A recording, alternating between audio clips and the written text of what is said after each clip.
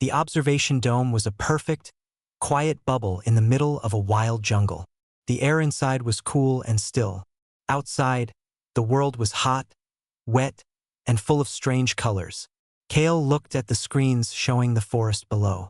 His green scales looked dull under the dome lights. He was the leader here. His job was to watch and never to touch. "The big hunter has moved," Kale said, his voice a soft hiss. He pointed a long claw at a map. A red dot was blinking near a wide, slow river. "It is closer to the river now. To the grazer animals." Mira stood next to him. Soft gray fur covered her arms. She twitched her round ears with worry. "The grazers are peaceful. They eat the river grass. If the hunter finds them, many will die." The whole herd. From a chair full of clicking lights, Tarn spoke. His face was hard to read, with black eyes that saw everything. "The hunter eats. The grazers die. New animals take their place. The numbers balance. This is how it has always been." Tarn loved data. Life and death were just numbers on his screen. They were the Galactic Council's watchful eyes on the moon called Kappa 7. Their rule was simple: look, but do not change. They were there to learn about nature, not to be a part of it. The quiet hum of the dome was broken by a new sound. A hiss came from the wall. The round door of the airlock spun open. A man walked in. He was Lee Jun. He brushed rainwater from his short black hair and simple brown clothes.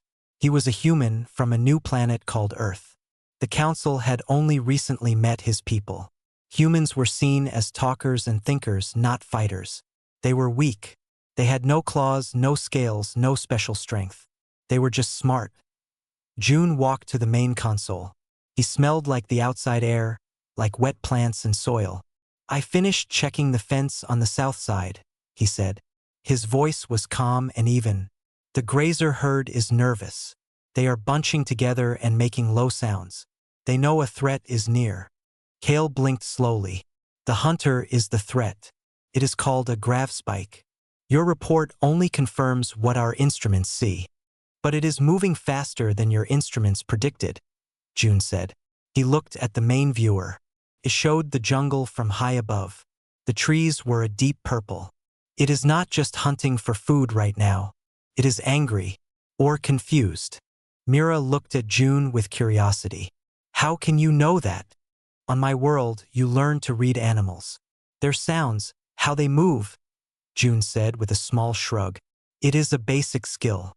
The way the birds have gone silent in a wide path tells a story. The hunter is not stalking. It is charging. Something is drawing it in."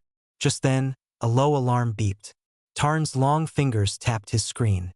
"The Class 2 survey beacon at Grid 7 has a fault. It is sending out a bad signal. A low pulse." Kale pulled up the image. The metal beacon was stuck in the ground near the river. Next to it, a small heat shape was hiding in the rocks. "A juvenile grazer," Kale sighed. "It is lost. And the broken beacon. Its pulse mimics a wounded animal. It is like a dinner bell for the gravspike." They all watched the red dot of the predator on the map. It was turning. It was now moving straight toward the beacon, toward the hidden young animal. "Our rules are clear," Kale said, his tone firm. He looked at Mira and Tarn, then at June. "We are observers. We do not interfere. The gravspike will destroy the beacon and likely eat the young grazer. This is the natural order of Kappa 7.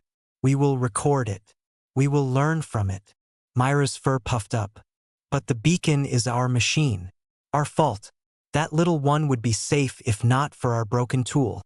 "The fault is unfortunate," Kale said. "But the law remains. We cannot play favorites with life. To step in would make us gardeners, not scientists. We would spoil the wild truth of this place."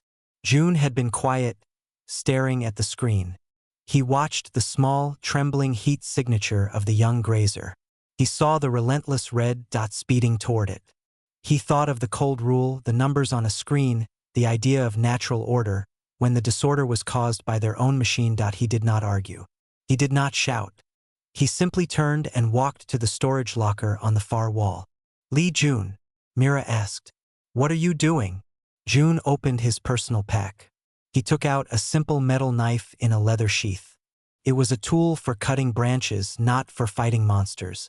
He also pulled out a coil of strong, thin rope. He tied the knife sheath to his leg and looped the rope over his shoulder. "The law is to watch nature," June said, his voice still quiet but different now. It had a hard edge underneath. "But we broke nature first. That beacon is not a rock or a tree. It is ours. That makes its consequence ours, too." He walked to a panel in the floor marked Emergency Descent. Kale finally understood. He rose from his chair. "Stop. Human, you will die. The grav spike manipulates gravity. It can crush you without touching you.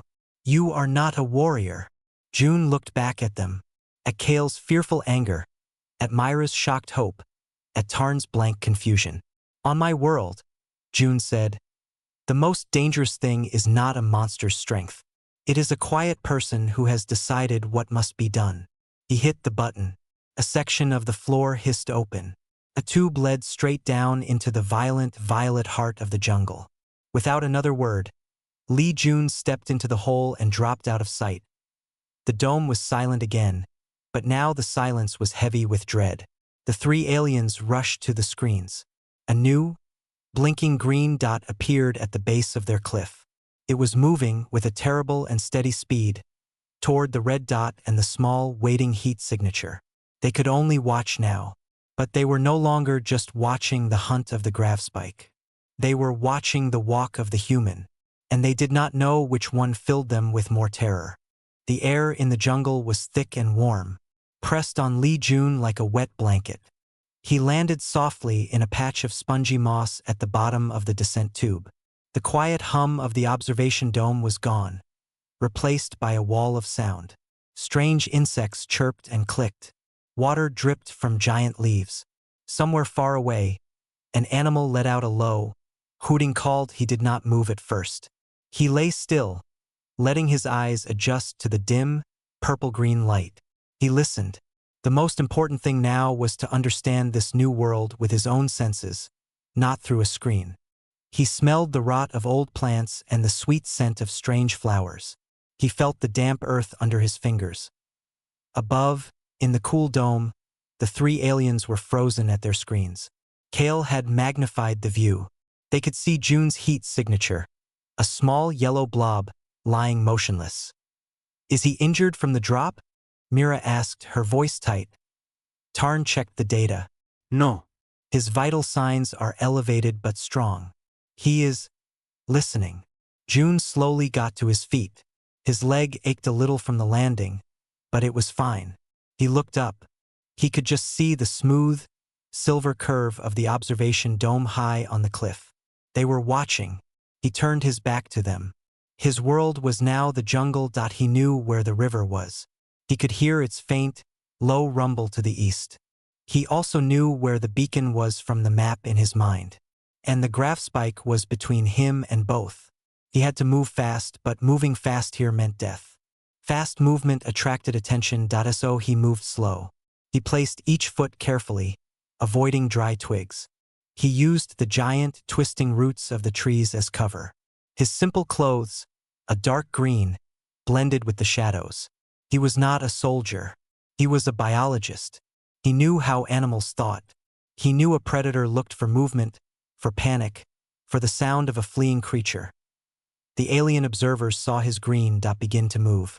It did not go in a straight, frantic line toward the danger. It moved in short, careful dashes from one big tree to another. It stopped. It waited. Then it moved again. "He is using the terrain," Mira whispered, amazed. "He is hunting the hunter." "He is a fool," Kale hissed. "The grav spike does not hunt by sight alone. It senses vibrations in the ground, feels the shift of air." As if to prove his point, the screen showing the grav spike flashed. The creature had stopped its charge. The red dot was still. Data scrolled on Tarn's screen. "It has detected something. It is questioning.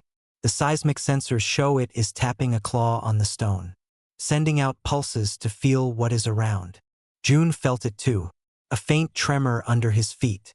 Thump, thump, thump. like a slow, heavy heartbeat. It was not natural. He pressed his body against the rough bark of a massive tree. He held his breath. The thumping stopped in the dome. They saw the red dot turn. It was now facing the general direction of June's green dot. The graph spike began to move again, but slower now. It was searching. June knew he was discovered. The rules changed. He could not hide anymore. Now he had to mislead. He looked at the ground. He saw a loose rock, about the size of his fist. He picked it up. With a careful throw, he sent it sailing in a high arc away from his position. It landed 30 meters to his left, crashing through some leaves. The sound was immediate. A sharp crack in the humid air. The graph spikes dot on the alien screenshot toward the sound. It moved with terrifying speed. The viewers caught a glimpse from a tree-mounted camera. The creature was huge. It was taller than 3 humans. It had 6 legs, each ending in a sharp, hooked claw. Its skin was not skin, but plates of black, chitinous armor. Its head was all jaws and a cluster of dark, light-sensitive eyes. And on its pale underside, a strange organ pulsed with a faint, angry blue light that it slammed into the spot where the rock had landed, its claws tearing deep grooves in the earth. Finding nothing, it let out a frustrated roar. The sound was deep and rattled the cameras. June did not run from the roar. He used it. The sound covered his own movement. While the monster was focused on the empty noise, he moved forward. He was closer to the river now. He could hear the water clearly. He was also closer to the beacon and to the small, trapped grazer. He saw it then. A little creature, looking like a furry, 6-legged deer, was shivering in a crack between 2 mossy boulders. Its big, dark eyes were wide with fear. Just beyond the boulders was the silver metal stalk of the broken survey beacon, blinking with a weak red light. And then, the jungle fell silent. The insects stopped. The birds were quiet. The only sound was the river. A shadow fell over the clearing. June looked up. The graph spike was there. It had not been fooled for long. It stood at the edge of the trees, its head low, looking straight at the boulders. At the young grazer. It had ignored the human for now. The easier meal was right there, trapped and helpless. June was only 20 paces away. He was hidden by a thick fern. He saw the graph spike's underside begin to glow brighter. The blue light intensified, humming with power. The air above the young grazer started to shimmer, like heat waves on a road. The little animal cried out. It was a pitiful, sharp sound. It tried to run, but its body was pressed down into the crack as if by a giant, invisible hand. The rock around it began to crack. In the dome. Mira turned her head away. Kale's claws dug into the console. Tarn watched, his data streams forgotten. Lee Jun took a deep breath. He stepped out from behind the fern into the open clearing. He did not yell. He simply bent down, picked up a smaller rock, and threw it. It hit the graph spike right on one of its dark, clustered eyes. The monster flinched. The shimmering air above the grazer vanished. The little animal gasped. Every one of the graph spike's eyes turned. They focused on the strange, soft-bodied creature standing alone in the open. The creature that had dared to strike it. The low rumble from its chest grew into a world-shaking roar of pure rage. It forgot the grazer. It turned its entire, terrifying bulk toward Lee Jun in the dome. Kale spoke the truth they all felt. He has its attention. Now he will die. The roar of the graph spike was a physical force. It hit Lee Jun in the chest, a wave of sound that made his teeth rattle. The smell of the creature washed over him. A mix of damp earth, old meat, and a sharp electric odor from its glowing underbelly. Its cluster of black eyes seemed to drink in the light, and every single one was fixed on him. June did not freeze. He had thrown the rock for one reason, to make the monster look at him. Now it was. His plan was simple. He was bait, but bait that had to survive. The graph spike took a step forward. It was not a run. It was a slow, deliberate advance like a tank rolling over the ground. It knew he was trapped in the clearing. June backed up, his own movements slow and careful. He kept his body turned sideways, making himself a narrower target. His eyes never left the creature's front legs and the pulsing blue light on its stomach. Above, in the dome, the aliens watched, their screens a silent theater of horror.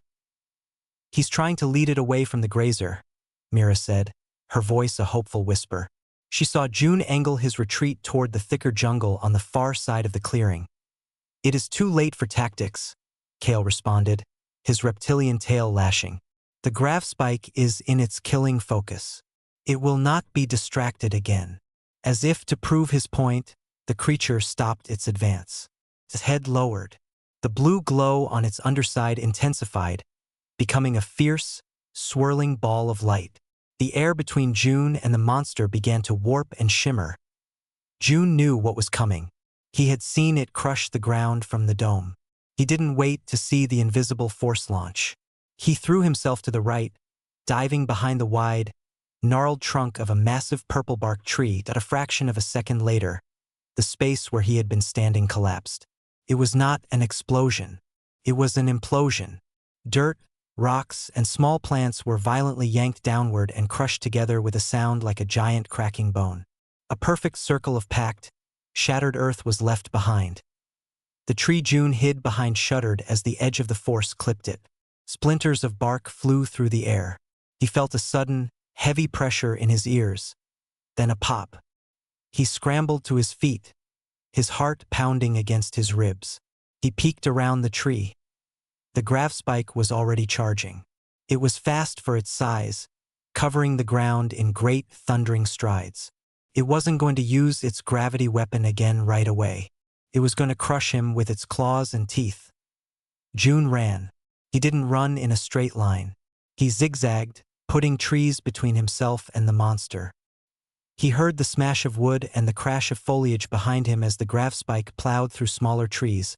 Not going around them, he was heading for a part of the jungle where the trees grew closer together, their trunks thick and twisted together. It was harder for a big creature to move there. He hoped he ducked under a low-hanging vine. As he came out the other side, his foot caught on a hidden root. He stumbled, falling forward onto his hands. The breath rushed out of him. The stumble saved his life. The grav spike, right behind him, swung one of its hooked front claws in a sweeping arc. It passed through the air just above June's rolling body, slicing the vine he had just ducked under clean in two. The severed ends fell to the ground. June kept rolling, came up on his knees, and scrambled behind another tree. He could hear the monster's hot, ragged breaths. He was tiring it, but he was tiring himself faster. He couldn't keep this up. He needed to see the pattern. Every animal had a pattern. Every machine had a cycle. The knife felt heavy on his leg. It was useless against that armor. He needed a weakness.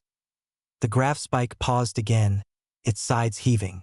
The blue light on its belly was dimmer now. Pulsed slowly, like a heart resting. It was gathering energy for another crushing blast. There, June thought. After it uses the big weapon, it has to recharge. The glow goes dim. That's the moment. But to use that moment, he had to be alive. And he had to be close. The monster's glow began to brighten once more, targeting the tree he was behind. June took a deep breath. This was the gamble. He couldn't just hide. He had to make it fire where he wanted. Just before the air began to shimmer, June burst from behind the tree. He didn't run away. He ran across the monster's line of sight, perpendicular to it. He was a moving target. The grav spike tracked him. The shimmering wave of force shot out, but June was already diving. He hit the ground as the space next to him compacted with a terrible crunch. Dirt sprayed over him. The blue glow on the creature's belly faded to a dull, tired ember. This was his chance. The moment of weakness. June pushed himself up. His legs burned. His hands were scraped and bleeding. He sprinted not away, but toward the grav spike. He aimed for its side, where the armored plates met at the joints of its 6 legs. The monster saw him coming. It was surprised. Prey did not charge. It tried to turn, to bring its terrible claws to bear, but it was big and slow in its recovery.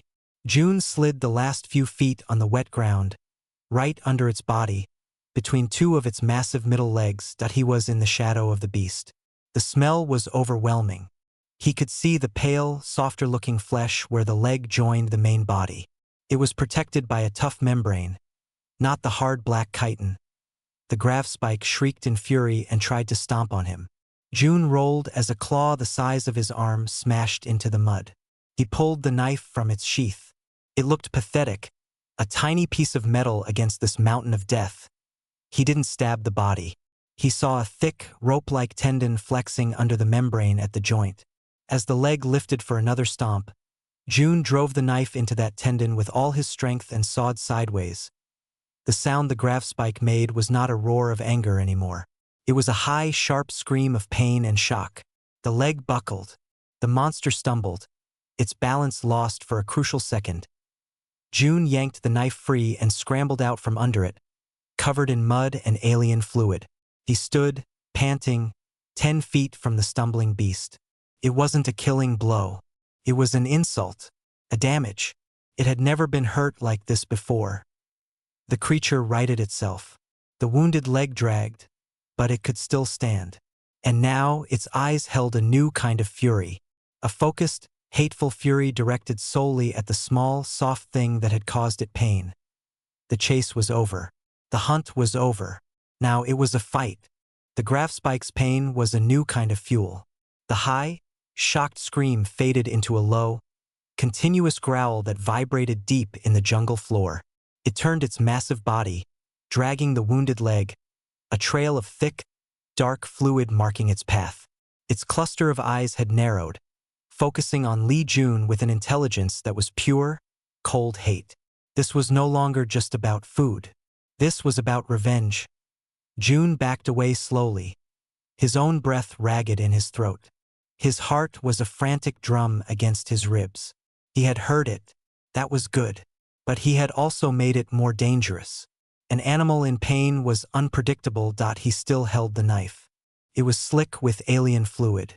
The creature's blood was sticky and smelled of metal and something sour. Above in the dome, the three observers were silent. The data on their screens was forgotten. They were not scientists now. They were witnesses to something primal. "He wounded it," Tarn said, his chirping voice full of disbelief. The blade penetrated the joint membrane. Tendon damage is at 30% efficiency on limb 3. "It does not matter," Kale whispered, his scales flat against his skin. "Look, the bioluminescent organ is charging again. Faster this time. The pain has driven it into a frenzy." They saw the blue glow on the monster's underside brighten. It was not the slow, building pulse from before. It flickered and throbbed like an angry heart. The air around the grafspike began to warp in multiple, shifting patches. June saw it too. He could not dodge a wide area. He needed to be somewhere safe, but there was no safe place in the open clearing. His eyes darted to the side. The two mossy boulders where the young grazer had been trapped. The crack between them was too small for him, but the space behind them was a pocket of shadow. He made a decision. He stopped backing up. Instead, he sprinted straight for the boulders. The move confused the grafspike. It hesitated for a split second, the shimmering patches of distorted air wobbling. Then, with a sound like tearing fabric, it released its power. But it wasn't a single wave. It was several. One patch of crushing force hit a tree to June's left, snapping it in half. Another compacted the ground where he had been standing a moment before. A third, wild and off-target, smashed into the base of the cliff far away, sending a shower of rock dust into the air.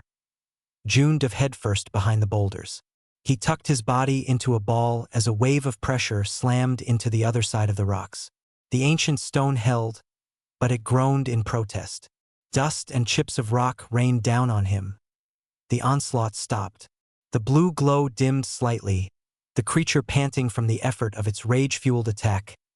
June knew he had only seconds. He pushed himself up. He wasn't trying to hide. He was trying to make it come to him. He stood up, making himself visible over the top of the smaller boulder. "Hey!" he shouted, his voice raw. He slapped his hand against the rock. "Over here!"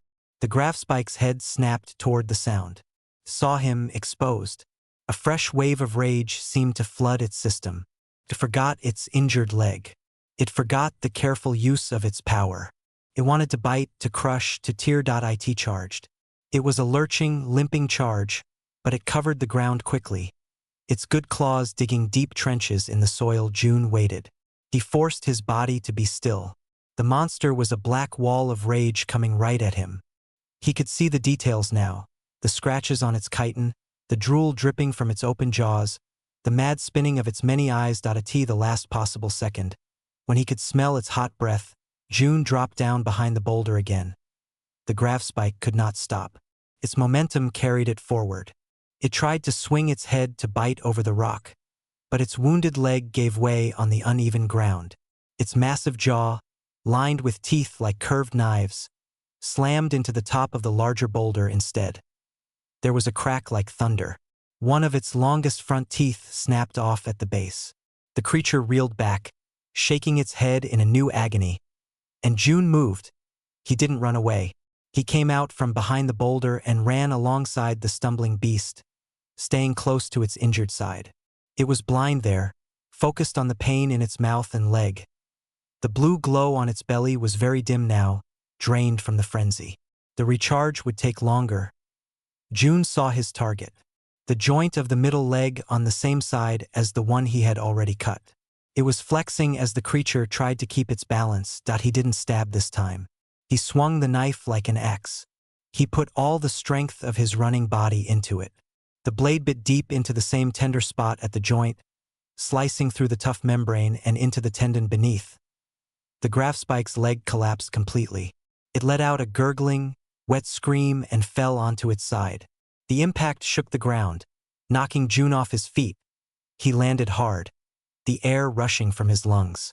He looked up. The monster was down. It was thrashing, its legs kicking at the air, trying to roll over to get up. But with two legs on one side badly damaged, it was stuck. It was like a tipped-over bug. A wave of exhaustion so deep it made him dizzy washed over June. Every muscle screamed. His hands were numb, but he wasn't done. The creature was down, but it was not out. His head was still free, snapping wildly. Its blue organ was starting to glow again. Weakly, aiming at the sky, he had to finish it. He had to get to its head. Slowly, painfully, Lee June got to his feet. He walked toward the thrashing head of the Grafspike. It saw him coming. It tried to aim its glowing underbelly at him, but it was pinned at the wrong angle. It tried to bite, but its neck couldn't twist far enough. June stood over it. He looked into one of its large, black eyes. He saw his own reflection there, small and covered in filth. He saw the fury, and beneath that, something new. Something like confusion. This was not how things were supposed to happen. He raised the knife. His arm felt like it was made of stone. In the dome, Mira covered her eyes. Kale stared, unable to look away. Tarn's data screens had gone dark. They all understood. This was not a hunt. This was an execution. And the human was the one holding the blade.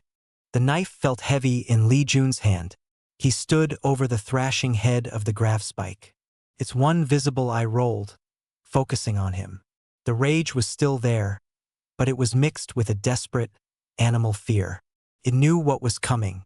Its jaws snapped at the air, but its neck was pinned at a bad angle. It could not reach him. June's arm trembled. It was not from fear.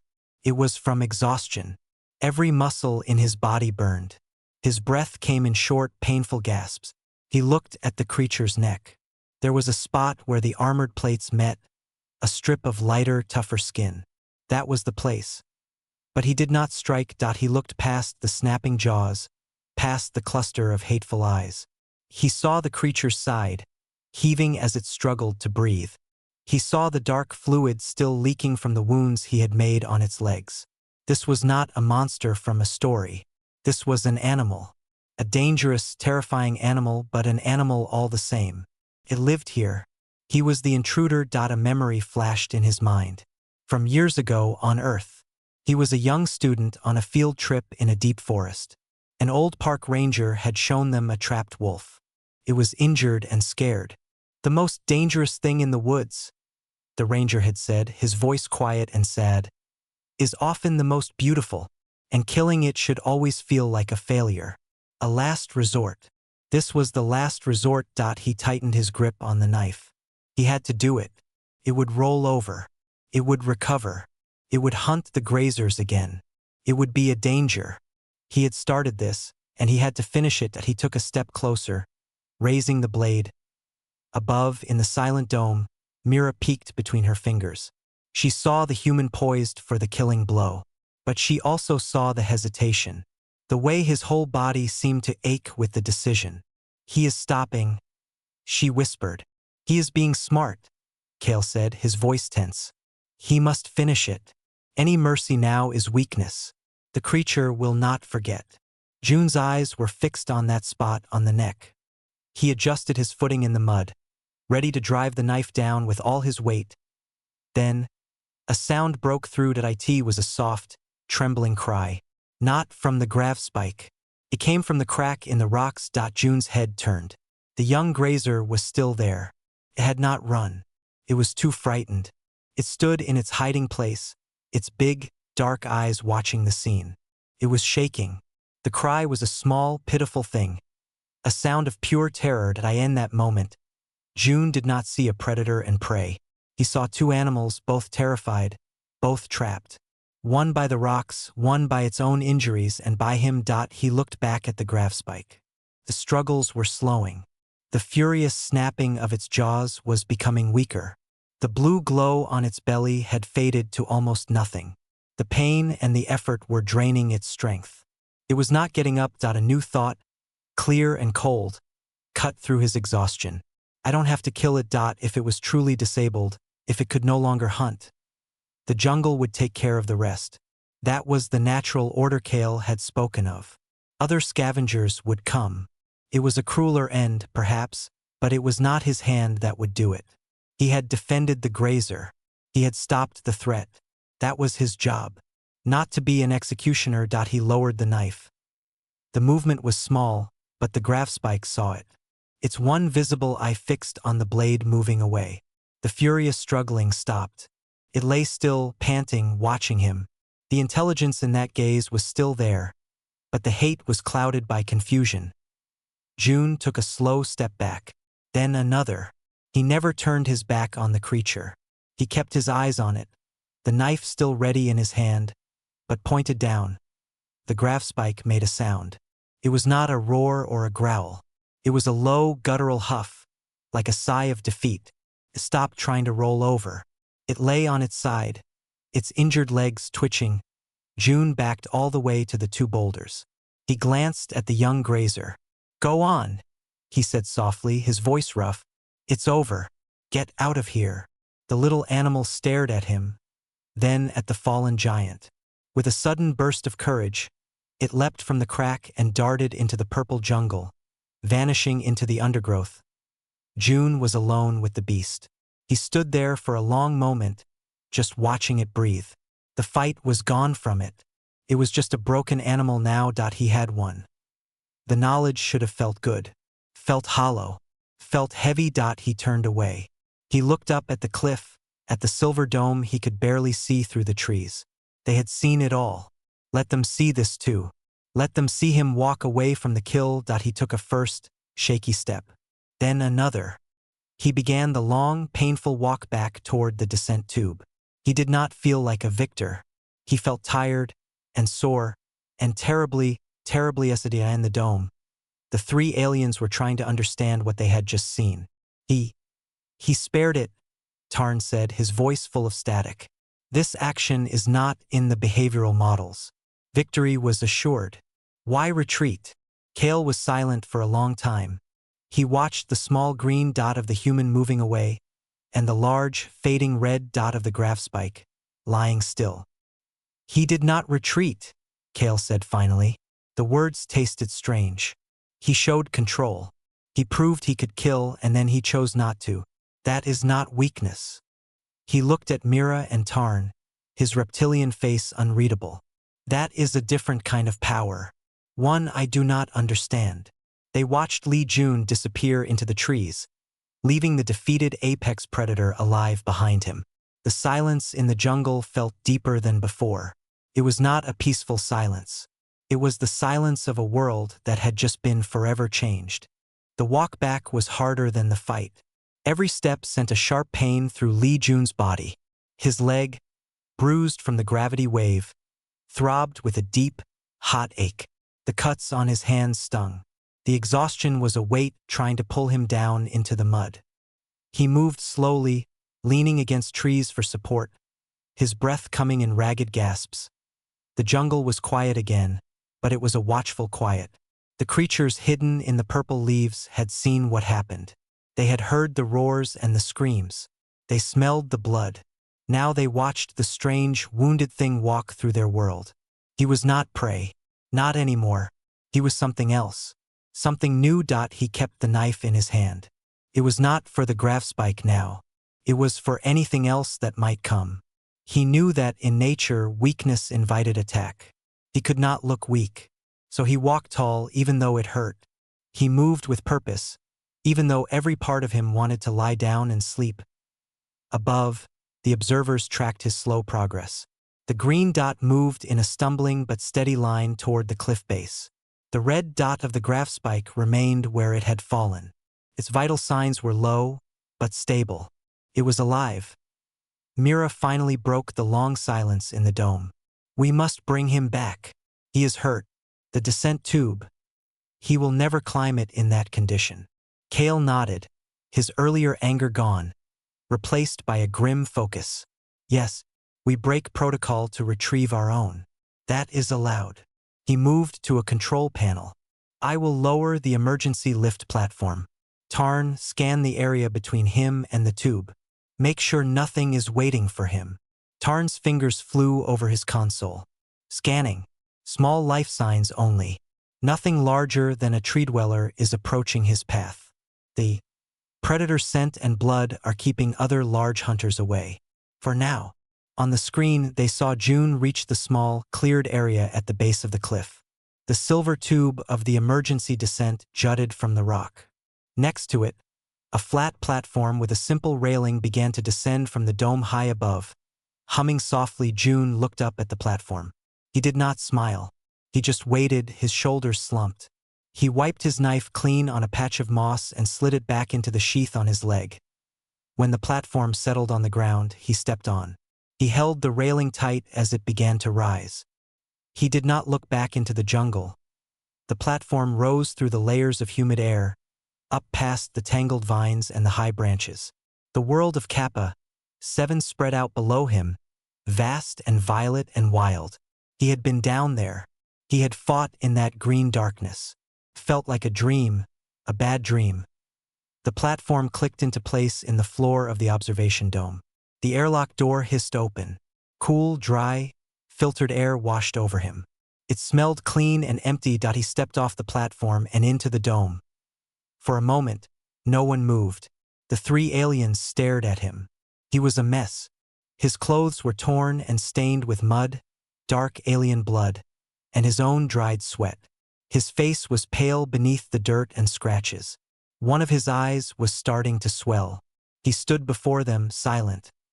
Mira was the first to move. She rushed to a cabinet and pulled out a medical kit. Sit, please. Let me see your injuries. June shook his head slowly. The grazer? He asked, his voice a dry croak. It ran, Kale said. He was standing very still, his arms at his sides. It fled into the jungle. It is safe. June nodded. He looked over at the main viewer. The screen still showed the clearing. The grafspike was a dark shape on its side. It was not moving. Is it dead? June asked. Tarn checked his console. No. Life signs are diminished, but persistent. It is unconscious or sleeping from exhaustion and trauma. The wounds are not immediately fatal, but mobility is critically impaired. It will not hunt. June absorbed this information. He looked at Kale. You said the law was to watch, to not interfere. I broke that law. Kale met his gaze. The reptilian alien seemed to be choosing his words very carefully. You did. You acted because of our machine's failure. This creates a complexity. The council will have to discuss it. He paused. But the law also says we do not sacrifice our own. We brought you back. Mira approached June with a scanner. Please, your leg. This time June did not refuse. He sat heavily on a nearby chair. He winced as Mira ran the scanner over his body. Soft lights flickered, and a quiet hum filled the air. You have a hairline fracture in the fibula, the smaller bone in your lower leg, she said, her voice full of professional concern. Many contusions, ligament strain, dehydration. It is not critical, but you need rest and medical stabilization. June just nodded again. He was looking past her, out the transparent wall of the dome at the jungle below. The sky was beginning to darken into a deep indigo. Kale walked over and stood next to him, following his gaze. Why did you not kill it? Kale asked. The question was direct, with no accusation in it. Just a need to know. June was quiet for a long time. It was beaten, he said finally. Killing it then, it would not have been a fight. It would have been an act of fear, to make sure it could never ever be a threat again. He turned his head to look at Kale. I was not afraid of it anymore, so I walked away. Kale stared at him. The concept was so alien, so opposite to every instinct of predator and prey he understood. To have the power to destroy your enemy completely, and to choose not to use it. It was not mercy as he knew it. It was something colder and stronger. It was absolute confidence. The human had not just beaten the apex predator in a fight. He had beaten the very idea of the fight. He had ended it on his own terms. Tarn's voice chirped from his station. The sun is setting. The nocturnal scavengers will begin to stir soon. The graph spike's fate will be decided by Kappa 7, not by us. They all looked at the screen. The dark shape lay alone in the growing twilight. Li Jun watched it for a moment longer, then looked down at his own bruised and bloody hands. The silence in the dome was no longer filled with terror. It was filled with a heavy, unasked question. What kind of species were these humans? Night fell over Kappa 7. The violet leaves of the jungle turned black. Strange, soft lights began to glow in the deep shadows. In the observation dome, the main viewer was a window into a dark world. The only light in the clearing came from two moons, casting a pale, blue-gray glow on the scene below. The graph spike was a still, dark mound. The side rose and fell slowly. It was alive, but it was broken. Li Jun sat in a chair, a thin thermal blanket around his shoulders. Mira had given him water and a paste for his pain. His leg was wrapped in a stiff support. He was clean, but the bruises on his face were dark and vivid that he did not sleep. He watched the screen. Kale and Mira watched with him. Tarn monitored the data streams, but his attention was also on the viewer. No one spoke. The hum of the dome systems was the only sound. The first scavengers are approaching, Tarn said quietly. His screen showed smaller heat signatures creeping at the edge of the clearing. They were cautious, waiting to see if the giant was truly helpless on the screen. A creature emerged from the undergrowth. It was low to the ground, with a long body and 6 quick legs. Its eyes reflected the moonlight. It moved like liquid shadow, sniffing the air near the graph spike's injured leg. The fallen predator stirred. A low, weak rumble came from its chest. It tried to lift its head, but the effort was too much. Its head fell back to the mud. The scavenger jumped back, then crept closer again. It was testing. More shadows appeared at the tree line. The jungle knew. The apex had fallen. It was now just meat. Jun's hands tightened on the edge of the blanket. He had known this would happen. He had told himself it was the natural order. But watching it was different. Felt cold. It felt like he had handed down a sentence. Another scavenger, bigger and bolder, darted in and nipped at the graph spike's wounded leg. The giant flinched, a jerk of pure instinct. It let out a pained, huffing sound. It was not a roar of defiance. It was a sound of defeat. It was the sound of an end. Kale spoke, his voice low. You could have given it a quick end. The knife to the neck. It would have been a kindness. June did not look away from the screen. "Is kindness our job here?" he asked. His voice was tired. "You said we were observers. I observed that it was beaten. What happens next is Kappa 7's business, not mine. If I killed it to be kind, that would still be me playing a part. I chose to stop playing." Mira looked from the human to the screen. The logic was strange, but she saw the shape of it. He had drawn a line. His fight was over. Everything after was not his responsibility. It was a terrible, honest way to see the world. On the viewer, the first scavenger finally grew brave. It leapt onto the Grafspike's side, seeking a soft spot to bite. The giant could only twitch, a helpless tremor. Then, a new sound cut through the night. A high chittering call. Then another. From the direction of the river, a group of shapes moved into the clearing. They were taller, moving on two legs with a cautious, deliberate pace. They had long arms and carried simple, sharpened sticks. "The grazers," Tarn said, surprised. "The herd adults. They are not scavengers. They are herbivores." The scavengers saw them and scattered back into the shadows. The grazer herd moved as one. They did not approach the fallen predator to attack. They formed a wide, silent circle around it. They stood there, their heads held high, watching. One of them, larger than the rest, took a step forward. It sniffed the air. Then it made a soft, hooting sound. The sound was not aggressive. It was curious, almost respectful. They were not there to take revenge. They were there to witness. The Grafspike's eye opened. It saw the ring of peaceful creatures it had hunted all its life, now standing over it. It made one last, slow rumble. Then its head settled. The rise and fall of its sides stopped. The large grazer bowed its head for a moment. Then it turned. The herd turned with it. They moved silently back the way they had come, melting into the jungle. The scavengers did not return. The clearing was empty, save for the still form under the moons. It was over. In the dome. The silence was deep and full. Li Jun let out a long, slow breath. He had seen it. The Grafspike had not been torn apart. It had been seen, and then it had been allowed to die. There was a dignity in that he had not expected. He finally looked away from the screen. He looked at Kale, then at Mira, then at Tarn. Their faces were unreadable to him, but he saw the change in their eyes. They were not looking at a fragile new species anymore. They were looking at something they did not understand. "I need to rest," June said simply. He pushed himself up, leaning on a chair for support. Mira moved to help him, but he waved her away gently. "I am okay," he said. He walked slowly, limping, toward the small room that was his quarters. The door slid shut behind him. The three aliens were left alone with the quiet hum and the image of the moonlit clearing on their screen. Kale was the first to speak.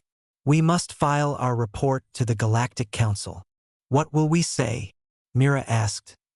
Kale looked toward the closed door where the human slept.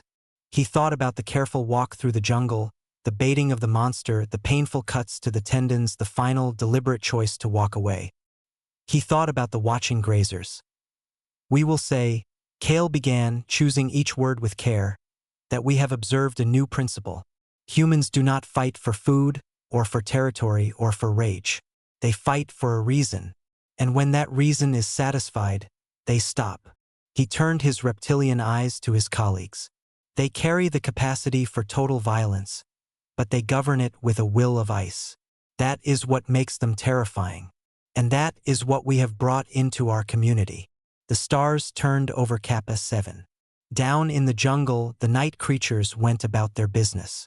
In the dome, the observers finally understood the true lesson of the day. The human had not just slain an apex predator. He had redefined what strength meant, and the galaxy would never be the same.